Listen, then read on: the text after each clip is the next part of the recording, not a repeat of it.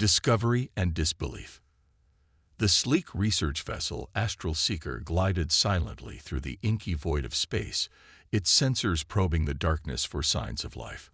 Captain Zixala, a veteran explorer of the Galactic Union, stood on the bridge, her 6 eyes scanning the holographic displays with practiced ease. Her antennae twitched with anticipation as they approached an unremarkable yellow star on the outer rim of the Orion Arm. "Captain, we're picking up anomalous readings from the third planet," reported Science Officer Krell, his tentacles dancing over the control panels. It's unlike anything we've ever seen." Zixela glided over to Krell's station, her crystalline exoskeleton shimmering under the soft blue lights of the bridge. "Explain," she commanded, her voice a melodious hum. Krell's eye stalks swiveled nervously. "The planet appears to be a Class 14 Deathworld, Captain. But that's impossible. Nothing could survive there, let alone evolve intelligence." The bridge fell silent as the implications sank in. Class 14 Deathworlds were theoretical nightmares, planets so hostile to life that even the hardiest microorganisms would struggle to survive. Yet here was one, right before their sensors, teeming with life. "Bring us into orbit," Zixela ordered, her voice steady despite the shock, "and prepare a detailed scan of the surface." As the Astral Seeker entered orbit around the blue-green world, the crew watched in awe as the planet's features came into focus. Vast oceans covered much of the surface, interspersed with continents of varying sizes. White clouds swirled in the atmosphere. And at the poles, great sheets of ice reflected the light of the system's star. "Life signs are everywhere," Krell reported, his voice filled with disbelief. "Plants, animals, and, by the cosmic core, intelligent life." Zixela leaned in closer, her antennae quivering with excitement. "Show me," she breathed. The main view screen flickered to life, displaying images from the surface. Cities sprawled across the landscape, vehicles moved along intricate networks of roads, and aircraft soared through the skies. But what truly astounded the alien crew was the sheer diversity of environments on display. "How is this possible?" First Officer Vreen asked, his scales shifting color in confusion. "Look at the environmental extremes. Frozen wastelands, scorching deserts, dense jungles, and everything in between. How can one species adapt to all of this?" Zixela studied the images carefully, her scientific mind racing to make sense of what she was seeing. "It's not just adaptation," she mused. "They're thriving. These creatures have conquered their world, bending its harsh environments to their will." As the crew continued their observations, they noticed something else. The inhabitants of this world seemed to be in constant motion, always building, exploring, and pushing boundaries. "Captain," Communications Officer Leary chimed in, her bioluminescent patterns pulsing with excitement. "I've been analyzing their transmissions. They call themselves humans, and their planet is Earth.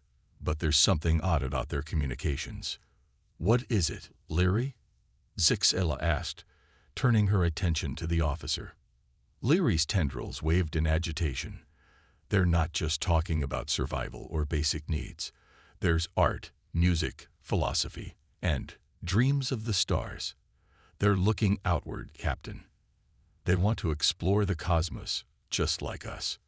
The bridge crew exchanged glances of amazement and disbelief.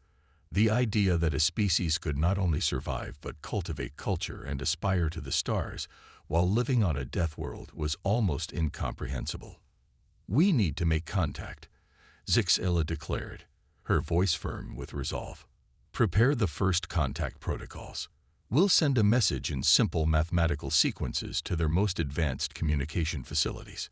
As the crew scrambled to compose the message, Zixela found herself lost in thought. In all her years of exploration, she had never encountered a species quite like this. These humans had not just survived their harsh world. They had conquered it and now dreamed of conquering the stars. Hours passed as they waited for a response. The tension on the bridge was palpable, with each crew member lost in their own thoughts about what this discovery could mean for the galaxy. Finally, Leary's console lit up. "Captain, we're receiving a response."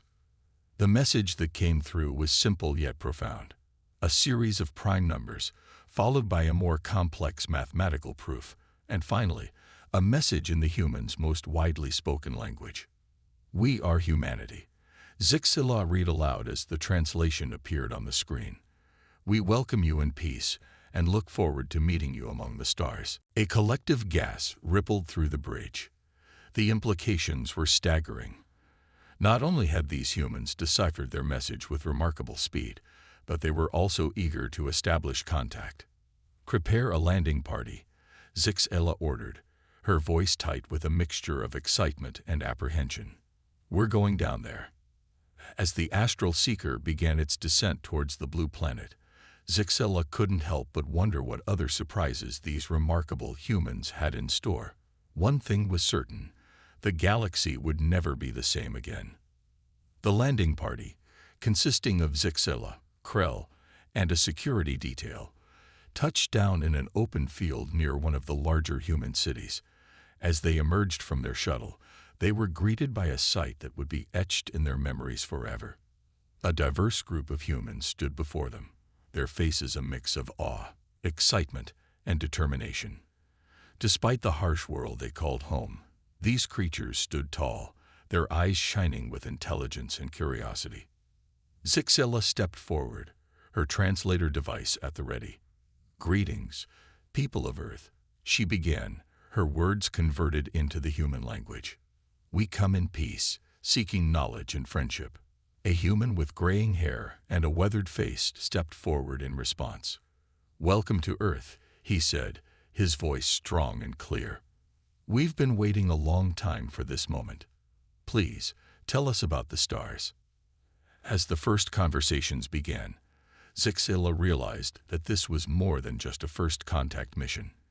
It was the beginning of a new chapter in galactic history, one that would be shaped by these remarkable creatures who had not just survived, but chosen to thrive on a death world.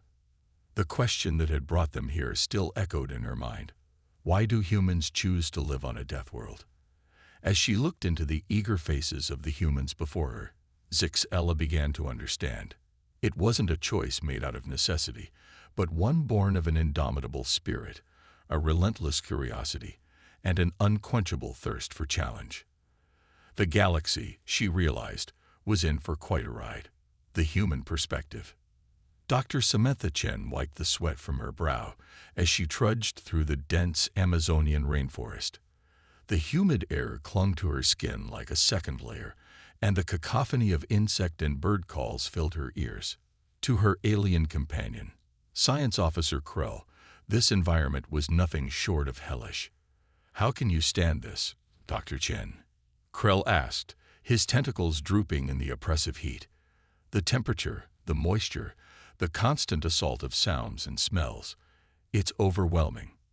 Samantha chuckled, pausing to take a swig from her canteen. This is just another Tuesday for us, Krell. And please, call me Sam. We're about to share a tent for the next week. Might as well get comfortable." As they continued their trek, Sam reflected on the whirlwind of events that had led to this moment. It had been 6 months since the arrival of the astral seeker and humanity's official first contact with alien life. The world had changed overnight, but in many ways it had stayed the same. Humans, true to form, had quickly adapted to the new reality of Earth's place in the galactic community. Now scientists like Sam found themselves working alongside alien researchers, each group fascinated by the other's perspectives and capabilities. This expedition into the heart of the Amazon was just one of many joint research projects taking place around the globe. "You know," Sam said, breaking the silence, "when I was a kid, I dreamed of being an astronaut. I wanted to explore alien worlds, to see things no human had ever seen before. Never in my wildest dreams did I imagine that the aliens would come to us instead."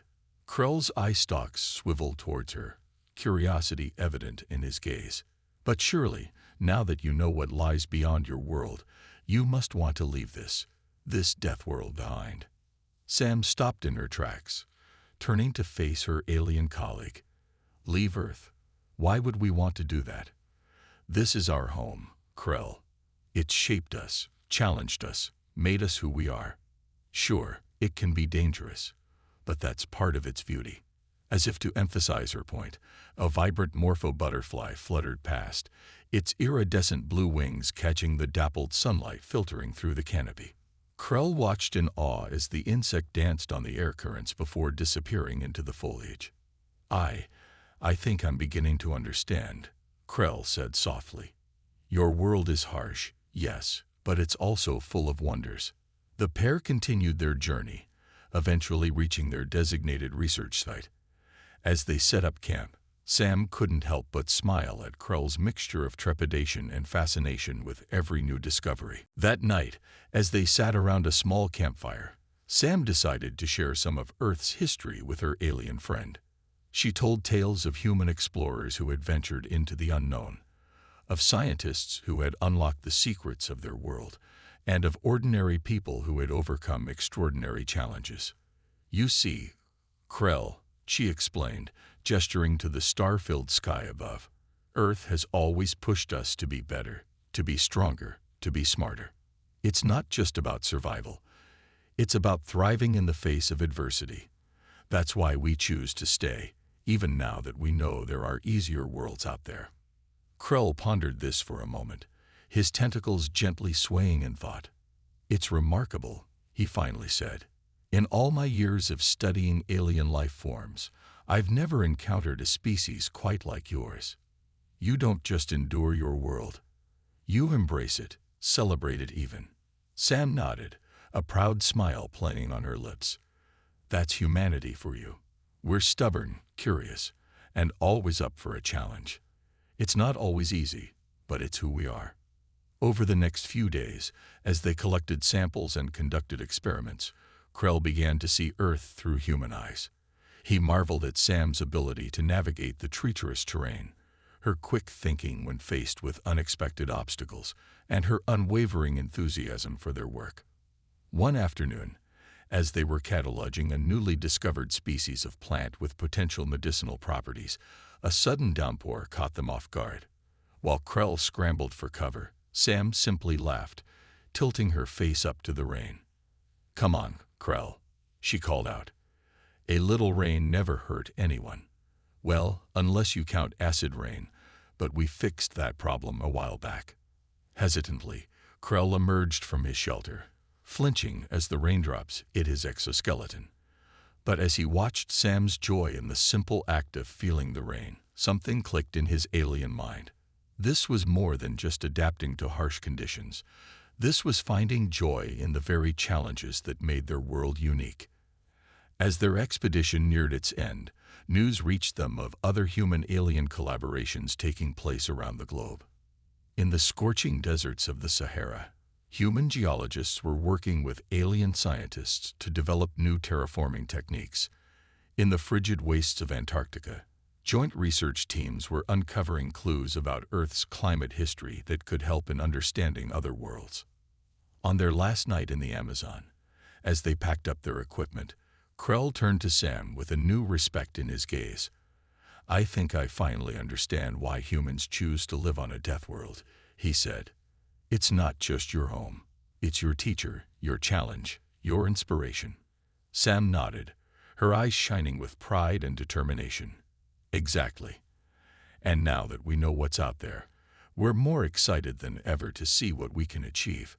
Earth has prepared us for whatever the galaxy might throw our way." As they boarded the shuttle that would take them back to civilization, Krell found himself looking at the lush green expanse of the Amazon with new eyes. This Deathworld, as his people had labeled it, was so much more than a harsh environment. It was a crucible of innovation, a wellspring of diversity, and a launchpad for a species destined to make its mark on the stars. The shuttle lifted off, carrying them away from the rainforest. But as Earth's curvature came into view, Krell realized that he was no longer looking at a Deathworld. He was looking at the cradle of a species that had not just survived against all odds, but had thrived, reaching for the stars with an indomitable spirit forged in the fires of their own world. And as they soared towards the waiting astral seeker, Krell couldn't help but wonder. What wonders would these remarkable humans bring to the galaxy? What challenges would they overcome next? One thing was certain. The age of humanity had only just begun, and the universe would never be the same again. Galactic Crisis. The Grand Chamber of the Galactic Union Council buzzed with nervous energy. Representatives from 1,000 worlds shifted uneasily in their seats, their usual decorum forgotten in the face of the impending crisis. At the center of the chamber, a holographic display showed a swirling mass of red and black, slowly expanding across a map of the galaxy. Ambassador Elena Rodriguez, Earth's first representative to the Galactic Union, sat quietly, her dark eyes fixed on the ominous display. Despite being the newest and least technologically advanced member of the Union, she exuded a calm that stood in stark contrast to the panic around her. High Counselor Zixara, a descendant of the Astral Seeker's captain who had first discovered Earth, called the session to order. Her crystalline form shimmered with stress as she addressed the assembly. Esteemed colleagues, she began, her voice echoing through the chamber. The threat we face is unprecedented. The Void Plague, as our scientists have named it, is consuming entire star systems. It defies our understanding of physics and biology, and none of our weapons or containment measures have proven effective. A murmur of despair rippled through the crowd. The Void Plague had appeared seemingly out of nowhere 3 standard months ago, starting at the edge of the galaxy and steadily working its way inward. It consumed everything in its path. Planets, stars, even the very fabric of space itself. Our most advanced simulations predict that at its current rate of expansion, the plague will engulf the entire galaxy within 5 years, Zixara continued, her voice heavy with the weight of this revelation. The chamber erupted into chaos. Delegates shouted questions, demands, and accusations. Some called for mass evacuation to other galaxies, others for last-ditch military efforts. A few simply sat in stunned silence. Amidst the pandemonium, Elena stood up. Despite her small stature compared to many of the alien delegates, her presence commanded attention. Slowly, the noise died down as all eyes turned to the human representative. "If I may address the council," Elena said, her voice calm but firm. Zixara nodded, curiosity glinting in her multifaceted eyes. Elena took a deep breath. "Colleagues, friends, I understand your fear. My own world lies directly in the path of this plague. But I ask you to consider this. Have we exhausted every possibility? Have we considered every perspective?" She paused, looking around the chamber. "Humanity is new to the galactic stage. We may lack your advanced technology, but we bring something else, a unique perspective forged by our world. Earth has taught us to adapt, to think creatively in the face of overwhelming odds. We've faced our own apocalyptic scenarios and survived. Perhaps we can offer a fresh approach to this crisis." The chamber fell silent, a mix of skepticism and desperate hope on the faces of the delegates.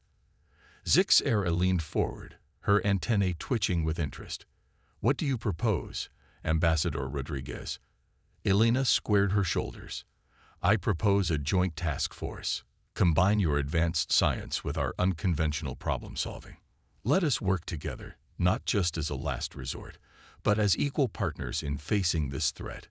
For a moment, silence reigned.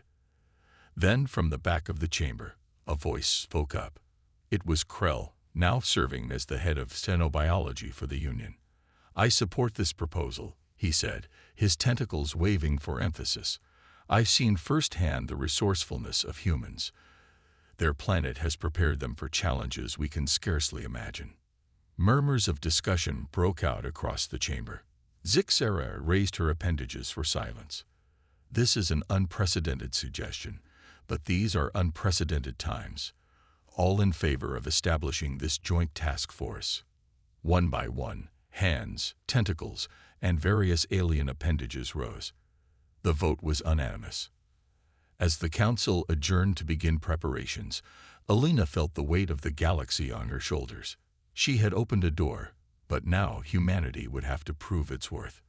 Within days, a facility was established on a neutral space station orbiting a dying star, the perfect vantage point to study the encroaching void plague.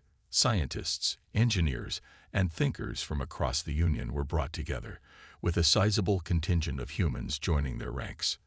Dr. Samantha Chen, fresh from her groundbreaking work in the Amazon, found herself leading a team tasked with understanding the biological aspects of the plague. Her experience with Earth's most extreme environments proved invaluable as they attempted to comprehend an entity that seemed to defy the very laws of nature. Retired Marine Colonel Jack Harper, a veteran of Earth's last World War, brought his tactical expertise to the military arm of the task force. His experience in guerrilla warfare and adapting to rapidly changing battlefield conditions offered new perspectives on containment strategies. And at the heart of it all was Elena, working tirelessly to bridge the gap between human intuition and alien technology.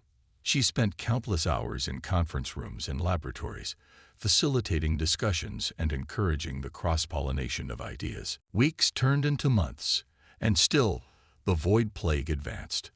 But slowly, surely, progress was made. Sam's team made a breakthrough in understanding the plague's method of consumption, likening it to Earth's most voracious bacterial strains. Jack's strategies slowed the plague's advance in key systems, buying precious time.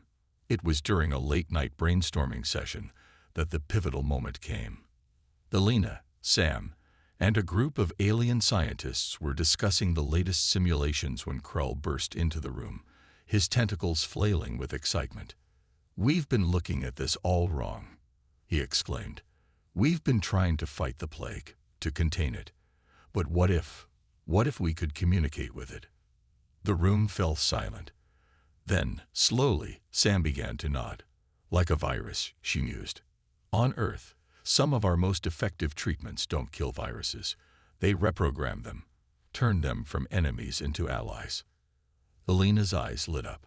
"A negotiation," she said softly. "Not with words, but with science. We don't try to destroy the plague. We convince it to change course." Krell finished. The next few weeks were a flurry of activity. The entire task force pivoted, focusing all their efforts on developing a method of communication with the void plague. It was dangerous, unprecedented work. More than once, they nearly lost containment, saved only by the quick thinking and adaptability of the human team members. As the plague drew ever closer to the core worlds of the Union, Elena found herself standing before the Galactic Council once again. This time, however, she wasn't alone. Sam, Jack, Krell, and representatives from every major team on the task force stood with her. "Esteemed counselors," Elena began, her voice steady despite her exhaustion. "We believe we have a solution.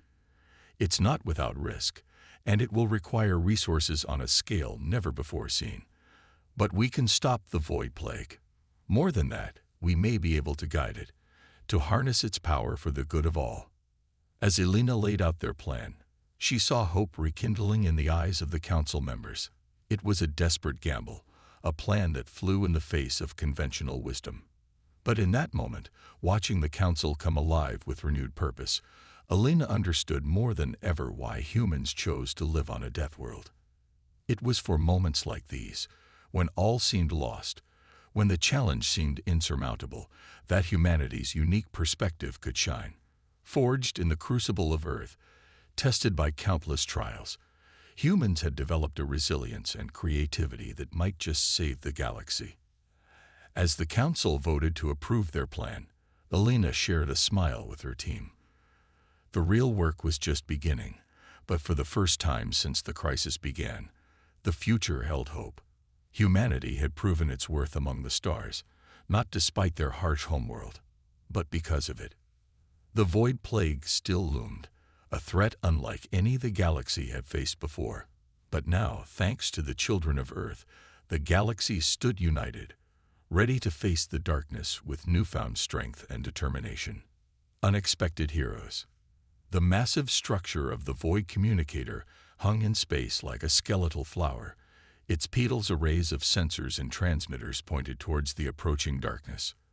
Around it, a fleet of ships from every corner of the Galactic Union stood guard, a last line of defense should the unthinkable happen. On the bridge of the lead ship, the UES Horizon, Earth's first faster-than-light capable vessel, Captain Yuki Tanaka watched the final preparations with a mixture of anticipation and dread. Beside her stood Colonel Jack Harper, his weathered face set in grim determination. "Comms check complete, Captain," reported Lieutenant Maria Gonzalez from her station. "All ships reporting ready." Yuki nodded, her eyes fixed on the swirling mass of the void plague visible on the main view screen. "Very well. Patch me through to Dr. Chen." The screen split, revealing the tired but determined face of Dr. Samantha Chen. She was stationed in the heart of the void communicator, surrounded by a team of human and alien scientists. "Sam, status report," Yuki requested. "We're as ready as we'll ever be, Captain," Sam replied, running a hand through her disheveled hair. "The translation matrix is online, and we've loaded the message. We're just waiting for your go-ahead." Yuki took a deep breath, feeling the weight of the moment. This was it, humanity's grand gamble to save the galaxy. "Understood. Stand by for my mark." She turned to Jack. "Colonel, are your teams in position?" Jack nodded sharply. "Yes, Mom. Rapid response teams are prepped and ready on all key worlds in the plague's path. If this works, we'll be ready to assist with the plague's redirection. If it doesn't," he left the sentence hanging. "Let's hope it doesn't come to that," Yuki said softly. She straightened her uniform and addressed the bridge. "All stations, this is the captain. Commence Operation Lazarus." A chorus of acknowledgments rang out as the crew sprang into action. On the void communicator, Sam and her team initiated the startup sequence. The massive arrays began to pulse with energy, each wave carefully calibrated based on months of research and countless simulations. The message they were sending was complex, part mathematical theorem, part biological code, part philosophical argument. It was an appeal to the very nature of the void plague, an attempt to communicate with something that defied conventional understanding. Minutes stretched into hours as the communicator continued its work. The tension on the bridge of the horizon was palpable. Yuki found herself holding her breath, her eyes darting between the redouts and the ominous cloud of the plague. Suddenly, alarms blared across the ship. "Captain," Lieutenant Gonzalez called out, her voice tight with alarm. "We're detecting a response from the plague. It's changing course." A collective gasp went up from the bridge crew. On the main screen, they watched as the edge of the void plague began to shift, tendrils of darkness reaching out towards the communicator. "It's working," Sam breathed over the comlink. "The plague is responding to our message." "But," she hesitated. "But what, Doctor?" Yuki pressed. "It's not just changing direction. It's reaching out. I think it wants to communicate back." Jack stepped forward, his face grim. "Captain, we need to make a decision. Do we maintain our distance, or do we risk closer contact?" Yuki felt the eyes of her crew upon her. This was the moment that would define not just this mission, but potentially the future of human involvement in galactic affairs. She thought of Earth, of the harsh but beautiful world that had shaped her species. They had come too far to back down now. "We go in," she declared. "Helm, take us closer. Dr. Chen, prepare to receive the plague's response."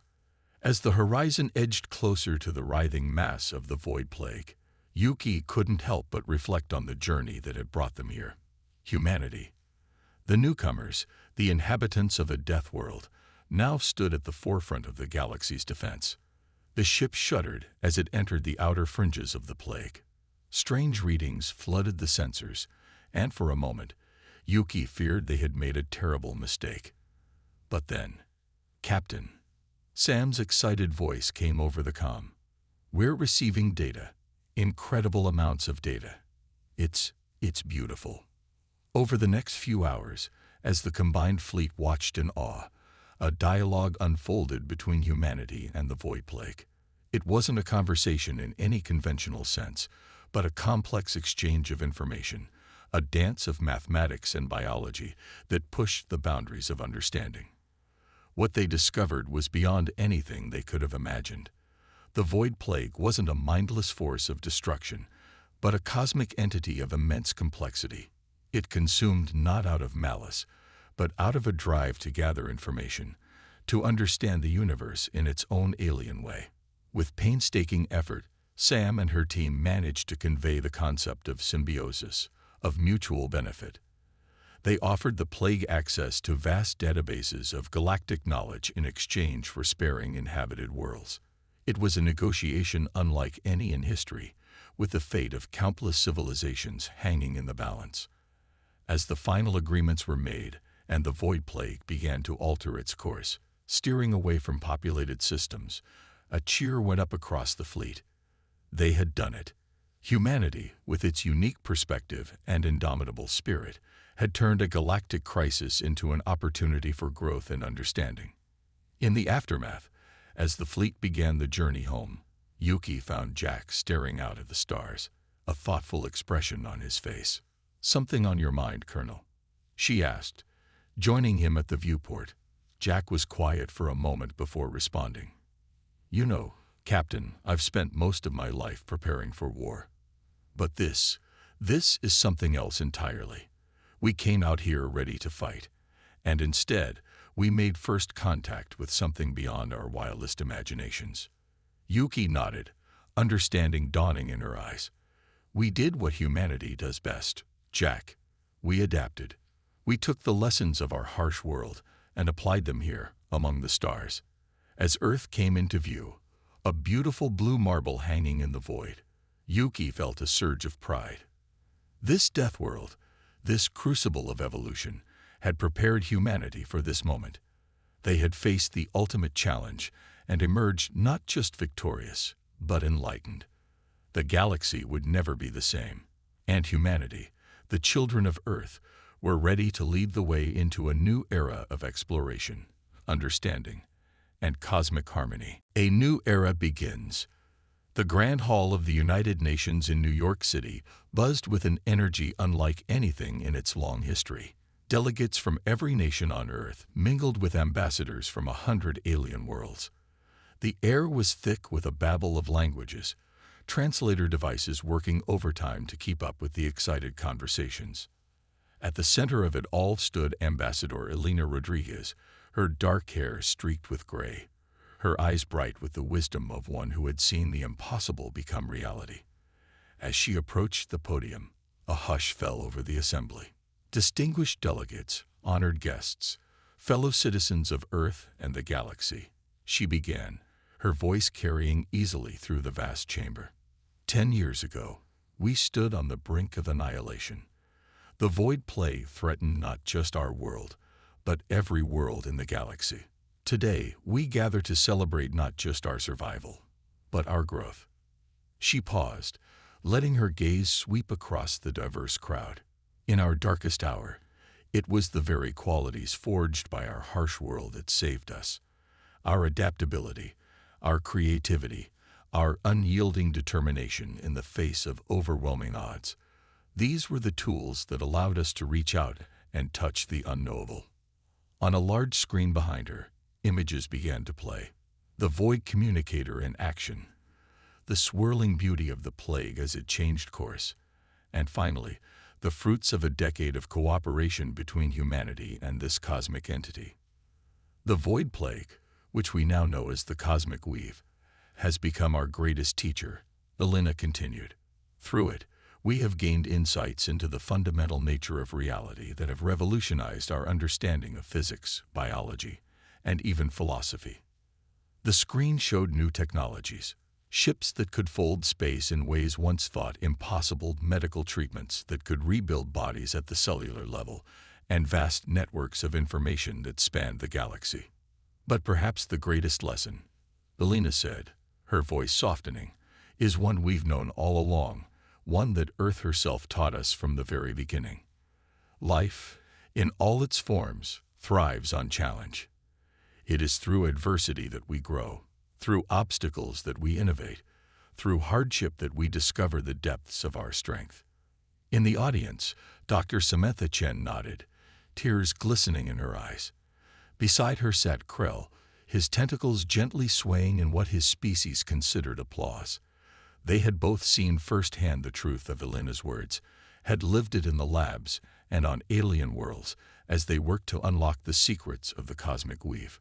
"We choose to live on a death world," Elena declared, her voice rising with passion, "not because we must, but because it is who we are. Earth has shaped us, challenged us, pushed us to be more than we ever thought possible. And now we carry those lessons to the stars." The screen behind her shifted to show images of human colonies on distant worlds. Not the lush paradise planets that many had expected humanity to seek out, but harsh, challenging environments that pushed the boundaries of survival. There were settlements in the methane seas of gas giants, research stations on the burning surfaces of planets that orbited too close to their suns, and bustling outposts on moons with crushing gravity. In every corner of the galaxy, humanity is pushing boundaries, Elena continued. "We're terraforming worlds once thought uninhabitable, pioneering technologies that blend the best of Earth's biosphere with alien environments. Our universities have become beacons of knowledge, drawing students from 1,000 worlds eager to learn the unique problem-solving approaches that our harsh cradle instilled in us." She gestured to a group of young aliens sitting in the front row, exchange students from across the galaxy. "And in return, we're learning. Every new world, every new species we encounter teaches us something new about the universe and ourselves." The images on the screen changed again, showing joint human-alien expeditions venturing into the unknown regions of the galaxy. "We've only just begun to explore the wonders that await us. The cosmic weave has opened up paths to other galaxies, other dimensions even. And humanity, tempered by Earth and tested by the stars, is ready to lead the way." Elena's voice softened again, becoming almost reverent. "We choose to live on a death world because it is in our nature to face the impossible, to see challenges not as obstacles, but as opportunities. Earth is not just our home. It is our teacher, our proving ground, the forge in which the human spirit was tempered." She straightened, her eyes blazing with determination. "And now we carry that spirit to the stars.